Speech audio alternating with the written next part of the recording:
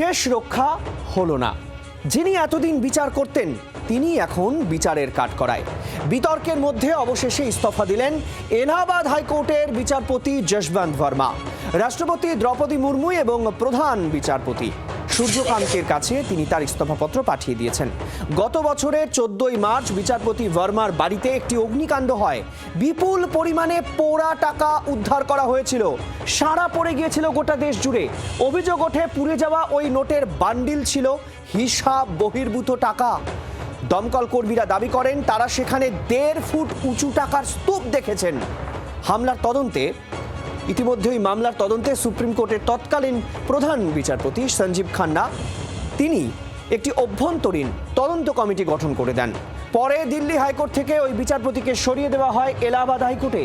যদিও তিনি কখনো এই অভিযোগ স্বীকার করেননি, বরং বিচারপতি দাবি করে এসেছেন তার বাড়ি থেকে নাকি কোনো টাকাই উদ্ধার হয়নি। এহেন পরিস্থিতিতে ইমপিচমেন্টের প্রক্রিয়া শুরু হয়। বিচারপতি বর্মার অপসারণ চেয়ে ইমপিচমেন্ট প্রস্তাবে স্বাক্ষর করেন প্রায় 200 জন সাংসদ। অপসারণ নিশ্চিত বুঝে এবার ইস্তফাই দিলেন বিচারপতি যশবন্ত বর্মা।